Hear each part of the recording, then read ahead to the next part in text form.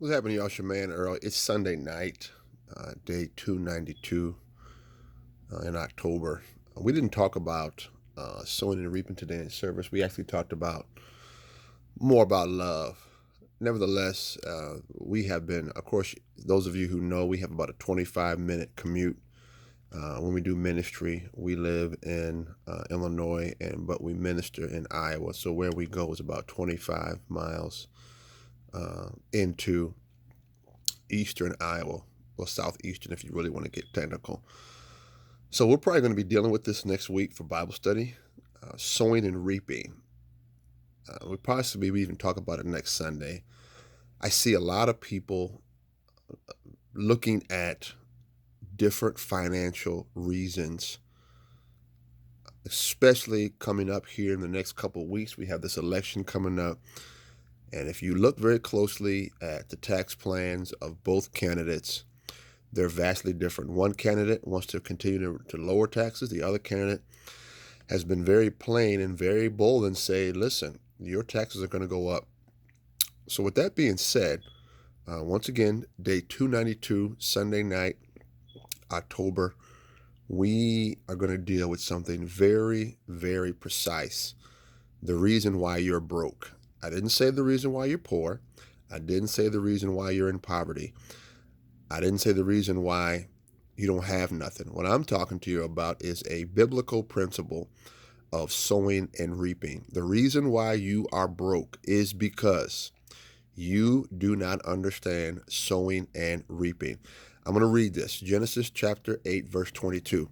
And it says this: while the earth remaineth, seed time and harvest, and the cold and the heat, and the summer and the winter, and day and night shall not cease. Genesis chapter 8, verse 22. A lot of us do not understand that there is a time to plant and then there is a time to harvest, aka reap. We should know this who live in the Midwest. You cannot go on a highway, you cannot drive in any direction longer than 5 to 10 minutes without you seeing what? Some sort of a farm, some sort of a crop, some sort of a combine, some sort of acreages of land that should remind you that Genesis chapter 8, verse 22 is a real life thing where we live. If you're in New York, if you're in LA, as you travel, I've met people that have never seen a farm. Can't really believe it, but it's true. I've met people that have never seen a cow in person. All they've seen is what's on TV. And conversely, I've met people that have never seen the big city because they live in a farm. They live in agriculture. They live in rural America. So what they have an impression of rural America is what's on TV and vice versa. What they have an impression of a quote-unquote city slicker is what they see on TV. Nevertheless, the reason why you do not have multiple resources is because you have not planted your resources in the proper place. You have to understand, it's not about how much you have, it's about how much you plant. You can take $1 and plant it. You could take $10 and plant it. You could take $100 and plant it. Okay? And you are looking for a return on your investment. Now, notice I changed the language here because I need you guys to understand something. The reason why we don't have what we desire is largely in part because we do not understand the number one principle. I'll say this very boldly. Quite possibly the number one principle about finances and investing is seed time and harvest time.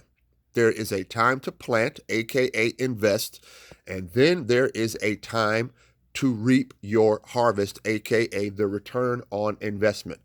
We call it ROI, return on investment.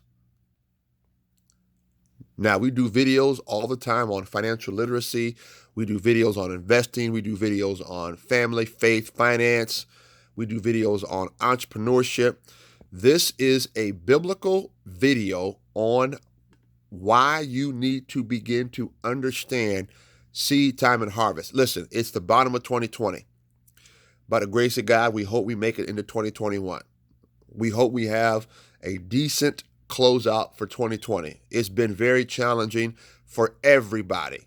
There has not been somebody that has not been affected by what has gone on at the local level, at the national level, at the global scale with this so-called plandemic, scamdemic, pandemic. And yes, I use those words on purpose. Okay?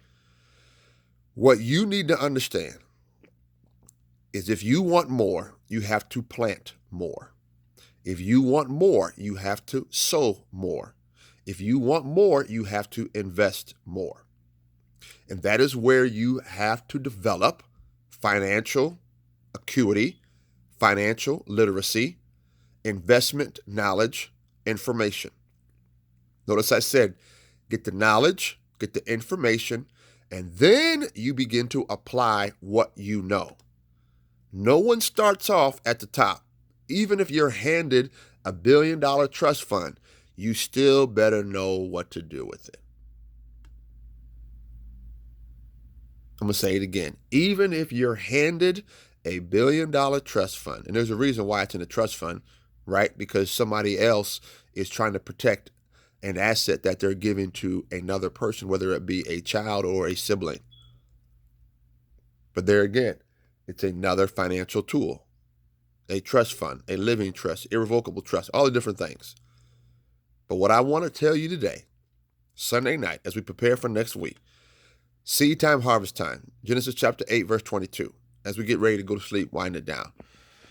While the earth remaineth, seed time and harvest, and cold and heat, and summer and winter, and day and night shall not cease. Genesis chapter 8, verse 22. God bless you. God keep you. We reap what we sow. God bless you. God keep you. Peace.